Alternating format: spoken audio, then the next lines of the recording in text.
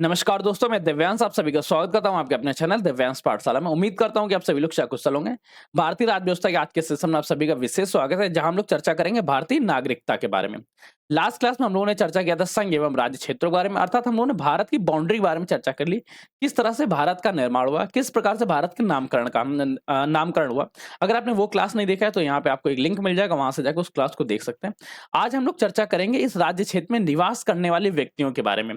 जो व्यक्ति इस राज्य क्षेत्र में निवास करेगा वो दो तरह का होगा, या तो इस देश का नागरिक होगा या इस देश में विदेशी नागरिक के रूप में आएगा, अर्थात इस देश का स्वतः नागरिक नहीं होगा, किसी अन्य देश का नागरिक होगा, वो पलायन करके या भ्रमण करके भारत में आया होगा।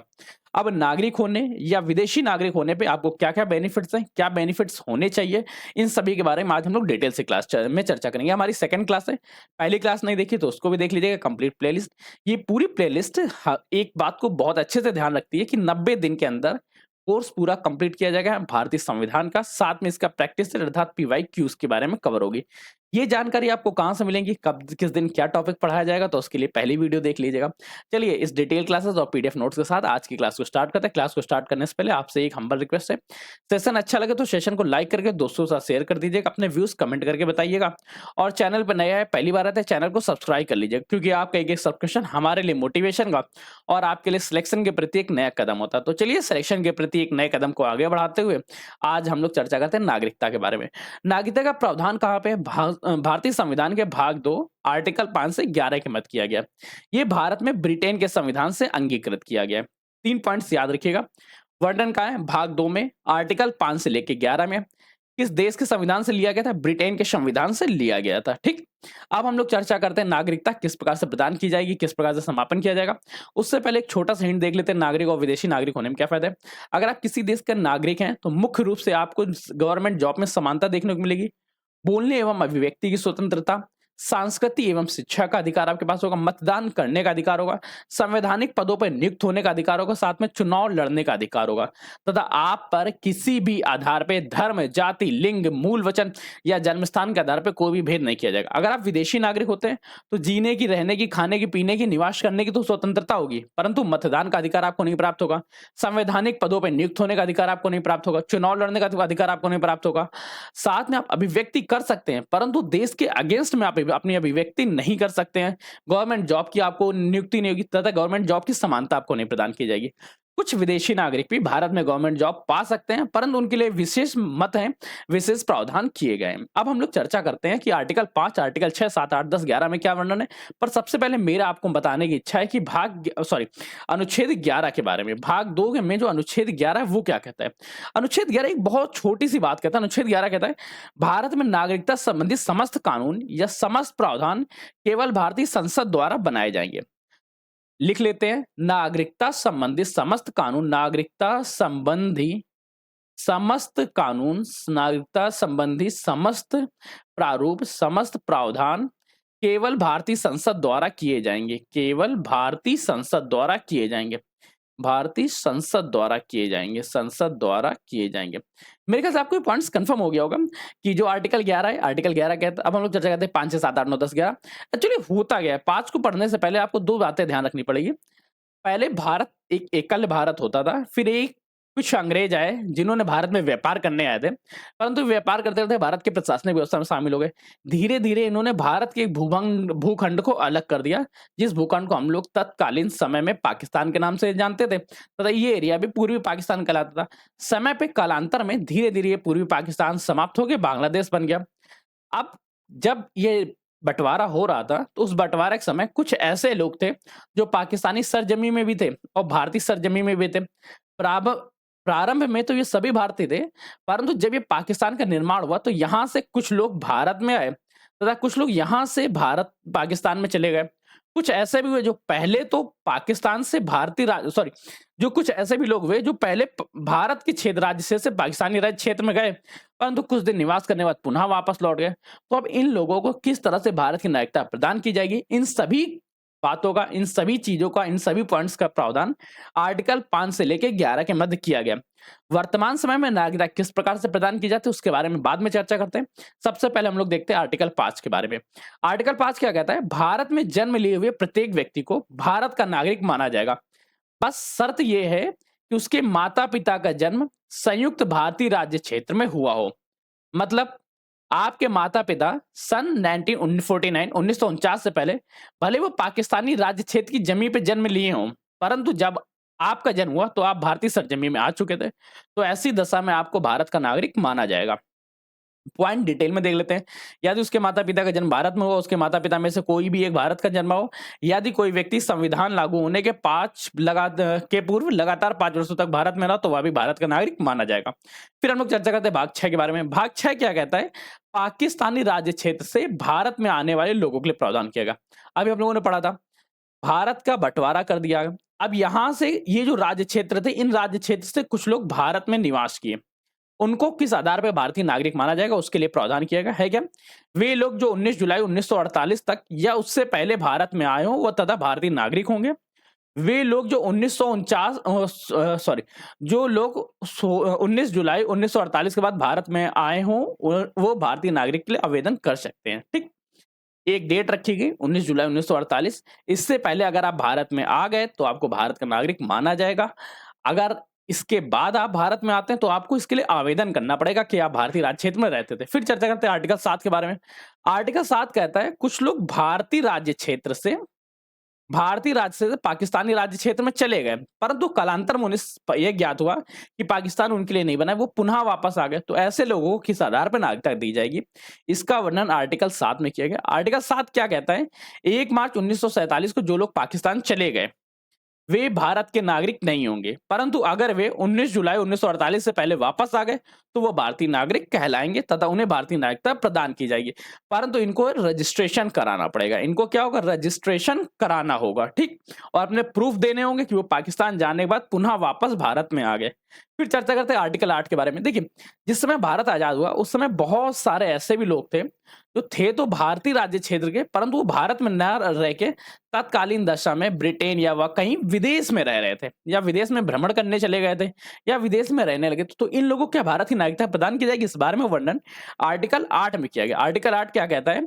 कोई भी व्यक्ति जो भारत में जन्मा हो परंतु विदेश में रहता हो, ऐसे व्यक्ति भारत शासन अधिनियम 1935 के अंतर्गत भारत के नागरिक हैं, तो उन्हें भारतीय नागरिकता प्रदान की जाएगी, परंतु उन्हें भारत को सूचित करना पड़ेगा। ठीक? फिर हम लोग चर्चा करते हैं आर्टिकल 9 के बारे में। देखिए, आर्टिकल 9 एकदम ध्यान रखिएगा, त्याग करने के बारे में करते हैं। जैसे लोग कहते हैं आपके 12 बांट कर देंगे, 9 बांट कर देंगे, इस बारे में याद रखिए। आर्टिकल 9 क्या कहता है? कोई भी व्यक्ति अगर विदेशी राज्य की नागरिकता ग्रहण करता है, तो उसकी भारतीय नागरिकता स्वतः समाप्त हो जाएगी। यदि कोई व्यक्ति किसी दूसरे देश की नागरिकता ग्रहण करते हैं, तो उनकी भारतीय नागरिकता स्वतः समाप्त कर दी जाएगी। यहाँ से आपको क्या पता चलता है कि भारत में एकल नागरिकता का प्रावधान है। अगर आप किसी अन्य देश की नागरिकता लेते हैं, तो आपकी भारतीय नागरिकता समाप्त कर दी है। अर्थात भारत में एकल नागरिकता का प्रावधान हुआ। ठीक? आर्टिकल 10 क्या कहता है?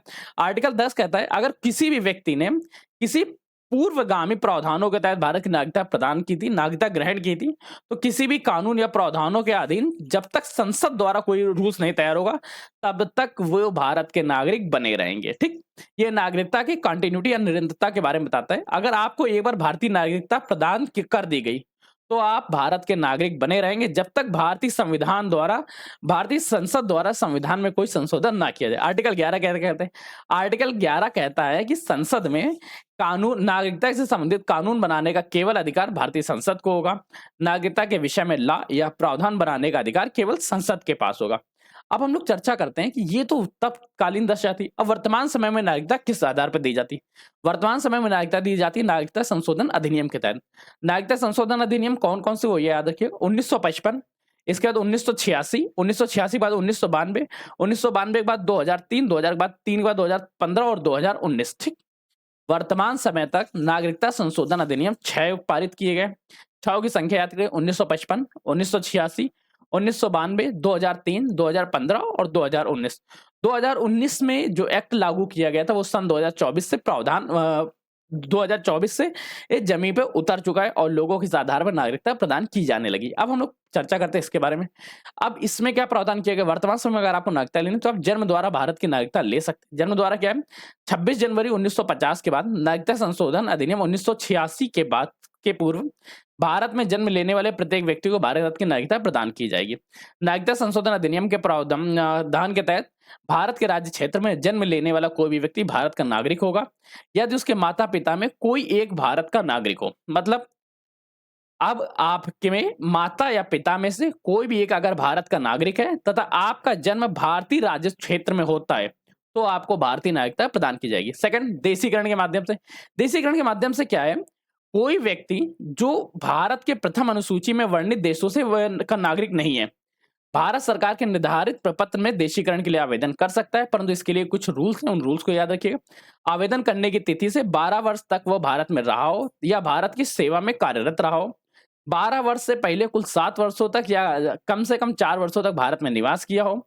चरित्र अच्छा होना चाहिए, राजनिष्ठा की शपथ ले, साथ में भारतीय राजभाषा में से किसी एक भाषा का सम्यक ज्ञान हो। अगर आपको ये रूल्स फॉलो करते हैं, तो आप भारत में देशीकरण के माध्यम से नागरिकता प्राप्त कर सकते हैं। इसके बाद और पॉइंट्स निकाले गए।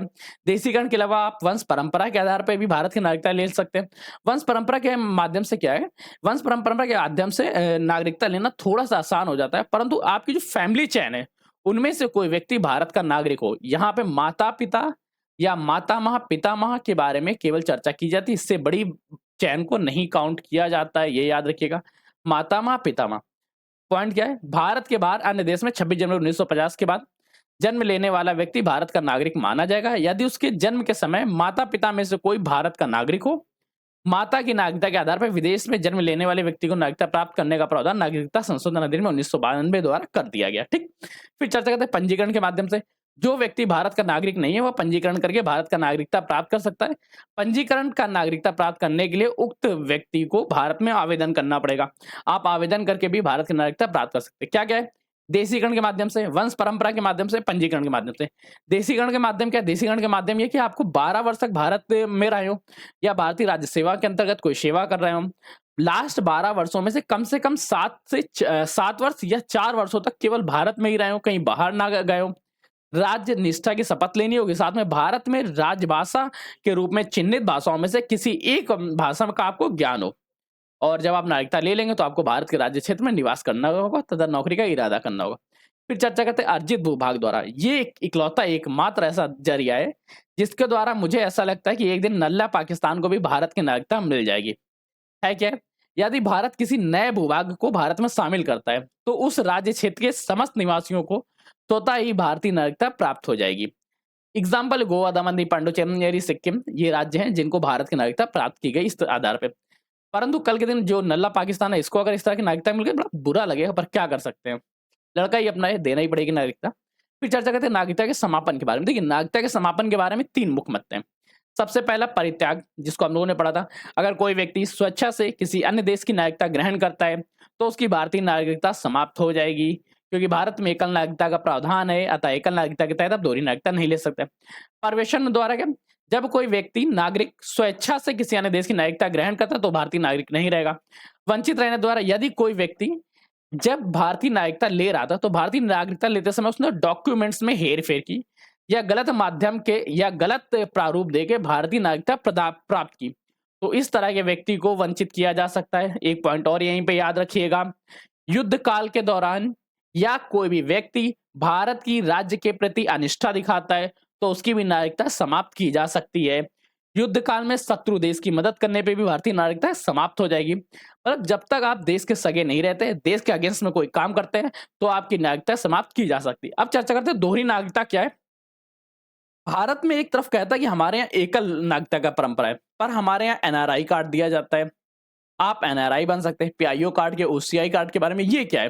देखिए, एक समिति बनी 2003 में, लक्ष्मीमल सिंधवी समिति, जिसने सिफारिश किया कि जो बहुत सारे लोग विदेश में रहते हैं परंतु ये भारत में आना चाहते हैं, भारत में आते समय इनके डॉक्यूमेंटेशन बहुत ज्यादा करने पड़ते हैं, तो इस डॉक्यूमेंटेशन को किस तरह से कम किया जाए, इनकी मुख्य मंशा ये थी। इस आधार पर इन्होंने एक ओसीआई कार्ड दिया। ओसीआई कार्ड क्या है? ओवरसीज सिटीजनशिप्स ऑफ इंडिया, सीमा पार भारतीय नागरिकता होना। अगर आपके माता पिता या मातामह पितामह कोई भी भारतीय नागरिक है तो आप भारत में ओसीआई कार्ड के लिए अप्लाई कर सकते हैं। फायदा क्या रहेगा? अगर आपके पास ओसीआई कार्ड है तो आप कभी भी भारत आ सकते हैं, अराइवल ऑन वीजा प्राप्त कर सकते हैं, साथ में निश्चित तौर पे भारत में भ्रमण कर सकते हैं। जब ऐसे व्यक्ति भारत में आएंगे तो भारत में व्यापार बढ़ेगा। ये हो सकता है कि भारत में एफडीआई भी बहुत ज्यादा ग्रो कर ले। इस आधार पे इन सभी चीजों को 2015 सिटीजनशिप अमेंडमेंट एक्ट नागरिकता संशोधन अधिनियम 2015 के तहत ओसीआई कार्ड दिया जाने लगा। पहले इसका पीआईओ कार्ड था, करंट टाइम में पीआईओ कार्ड समाप्त कर देगा। अब एक चर्चा करते हैं एनआरआई क्या है। एनआरआई का मतलब क्या है? अगर कोई व्यक्ति एक वर्ष में 182 देश 182 दिन लगातार भारतीय राज्य क्षेत्र से बाहर रहता है तो उसे एनआरआई माना जाएगा। पहले एक पॉइंट याद रखिएगा, अगर कोई भी व्यक्ति विदेश में काम करने जाता है तो वो एनआरआई हो सकता है, वो भी कब? जब एक वर्ष में 182 दिन से ज्यादा वहां पे निवास करता हो। यहाँ पे एक क्लिच है कि सन 2011 से पहले एनआरआई को भारत में वोट देने का अधिकार नहीं था, परंतु 2011 के बाद से इन्हें भारत में वोट देने का संपूर्ण अधिकार प्राप्त हो गए। पीआईओ कार्ड करंट टाइम में समाप्त कर दिया गया है, अब केवल ओसीआई कार्ड है। और एक पॉइंट और याद रखिए जो बहुत ज्यादा संशोधन है कि constitution amendment citizenship amendment act 2019 क्या कहता है? 2019 क्या कहता है? 31 दिसंबर 2014 को या उससे पहले जो व्यक्ति 6 अफगानिस्तान, बांग्लादेश, पाकिस्तान इन 3 देशों से इन 6 कम्युनिटियों को बिलोंग करते थे, वे भारत में निवास कर गए थे, उन्हें भारतीय नागरिकता प्रदान कर दी जाएगी। हिंदू, सिख, बौद्ध, जैन, पारसी और ईसाई। इसके लिए 2 पॉइंट्स याद रखिएगा कि ये सन 2014 से पहले निवास किए हुए लोगों पे लागू होगा, उसके बाद के लोगों पर लागू नहीं होगा। ये बहुत जरूरी चीज है, इसलिए ध्यान रखिएगा। बहुत ज्यादा कट ऑफ डेट्स के बारे में अब हम लोगों ने आज क्या पढ़ा उसके बारे में देख लेते हैं। आर्टिकल 5 पढ़ा, आर्टिकल 6 पढ़ा, आर्टिकल 7 के बारे में देखा, आर्टिकल 8, 9, 10, 11। इनके साथ हम लोगों ने पढ़ा नागरिकता संशोधन अधिनियम के बारे में, जो अभी तक 6 हुए हैं। इन 6 में क्या क्या प्रावधान है, वर्तमान समय में आप भारतीय नागरिकता किस प्रकार से ले सकते हैं, किस प्रकार से आपकी नागरिकता त्याग की जाएगी या किस प्रकार से आपकी नागरिकता समाप्त की जाएगी। अगर आपको ये कंप्लीट सेशन अच्छा लगा हो तो सेशन को लाइक करके पहले दोस्तों से शेयर कर दीजिए, अपने व्यूज कमेंट करिए। अब चर्चा करते हैं पीडीएफ के बारे में कि आपकी पीडीएफ किस तरह से मिलेगी। पीडीएफ लेने के लिए आपके पास 3 मीडियम है, जिनमें से किसी एक माध्यम से ले सकते हैं। सबसे पहला, आपके पास व्हाट्सएप चैनल है, व्हाट्सएप ग्रुप्स हैं, इनको फॉलो कर लीजिए। नहीं करने की इच्छा, टेलीग्राम ग्रुप, टेलीग्राम चैनल, इनको फॉलो कर लीजिए। ये भी नहीं करने की इच्छा तो नीचे एक लिंक लगा है, जी ड्राइव का लिंक, गूगल ड्राइव का लिंक, वहां से जाके आप डेली पीडीएफ देख सकते हैं। पर इस डेली पीडीएफ को डेली आपको अपग्रेड करना पड़ेगा, डेली आपको रिफ्रेश करना पड़ेगा, तभी आपको मिलेंगी ये क्लासेस। यहाँ पे तो मैं डेली अपग्रेड आपको स्वतः कर दूंगा, ठीक। अब आज के सेशन की जानकारियां समाप्त होती हैं। अगर आपको सेशन अच्छा लगा हो तो फिर से आपसे हम्बल रिक्वेस्ट है, सब्सक्राइब करना और कमेंट करना मत भूलिएगा। अगर आप दिव्यांश पाठशाला की किसी तरह की इकोनॉमिकल हेल्प करना चाहते हैं, क्यूआर कोड स्कैन करके कर सकते हैं। तब तक के लिए कीप स्टडिंग, कीप स्माइलिंग, पढ़ते रहिए, मुस्कुराते रहिए। पढ़ाई मुस्कुराहट एक साथ अच्छी लगती है, अकेले में दोनों ही अधूरे हैं। धन्यवाद दोस्तों।